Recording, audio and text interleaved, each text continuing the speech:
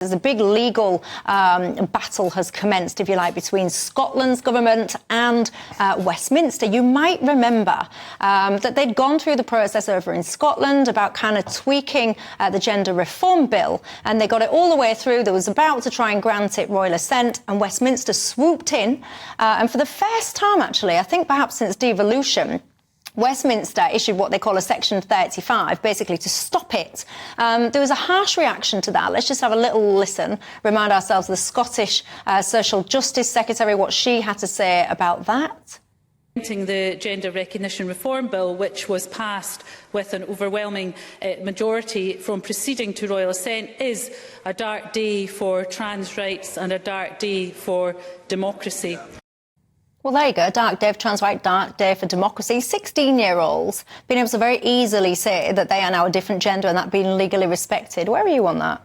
Well, it's a dark day for child abuse in my view. Children at 16, you wait to get married when you're 18. You can join the military or go on the front line at 18. 18 is the sort of age that is generally accepted when we look across the piece in the United Kingdom. One of the other issues here, it wasn't just about the fact that they were dropping this as low as 16 and perhaps lower than that, is that children that did wish to change gender and maybe go on a path to transition or whatever, could not notify their parents. The parents need not necessarily have known. They need not necessarily have had any sort of treatment at all from, medics. We know for a fact about 90% of these young people will have issues with mental health issues. So this is a really complex issue. I think what was a huge concern is the fact that the UK government had to step in here to not allow this to go into statute, because it was then conflicting with what we do in England, Wales and everywhere else, was the right thing to do. So just to recap then, so there was toing and froing in Scotland about some of this nuance and all the rest of it. It took them about 5 years to reach a point where they was ready to vote on it. When they voted in Scotland, they basically voted 86, was the majority, 86 votes to 39 against, basically. Now, just if you're not familiar with this, you might think, what is this all about? Well, what they wanted to try and to achieve, they wanted to remove the need for a medical diagnosis of gender dysphoria in order to help you on your way with a gender recognition certificate. So you're going to remove the medicalisation of this, lower the minimum wage to 16. Now, all you had to do, basically, was live in your acquired gender. It was up to, 3 months. Outrageous. In some cases, you have to just live as that gender. It's 6 months if you're 16 and 17. I'm really concerned about this stuff, Michael. Are you or not? I think there are often arguments on both sides with these issues, but I do think, some of these reactions seem a little bit out of proportion to me. The idea that this is child abuse, right? So what would gender reform mean? Right? Now, I've been looking up what do these gender reform certificates get you. Now, all that they change is your birth certificate, which changes your marriage certificate and which changes your death certificate.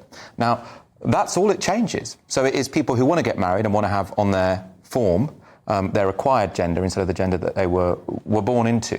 Now, it doesn't seem to me that that causes much of a threat to them or anyone else. That's the legal technicalities, isn't it? There's a lot more to it than that. But what's up for debate here is the legal technicalities. No, and I think it is very important to separate the different concerns people might have. So this gender recognition... So, for example, I think it's perfectly legitimate for people to have concerns about prisons or elite sports.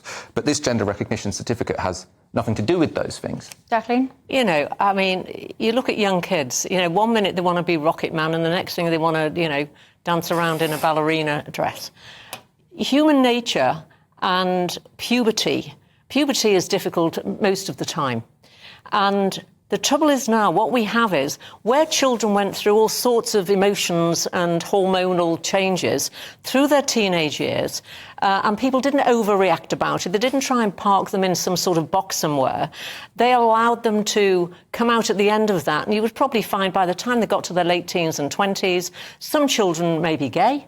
The majority would probably be heterosexual, and no fuss was made about it. The push where the fear is here, and this is where I'm coming into child abuse, is there is a push now. So if the child is maybe leaning towards a particular way to dress or to describe themselves, well, they're clearly, this is the argument, or they're clearly looking at they're going to go into transition. Now, transition means as we know. This could be a lifetime on drugs. This could be the most awful surgery that they have to sustain, which affects them for the rest of their life. And to then start bringing down this age to, oh, we can swap your gender, you know, maybe 3 months at 16, whatever. It's outrageous, frankly. Is that outrageous? Well, again, I think we're conflating lots of issues, and I think when you've got a sort of sensitive topic that can get lots of people quite upset, which this issue does, you know, understandably, it's important that we talk about what we're supposed to actually be talking about, right?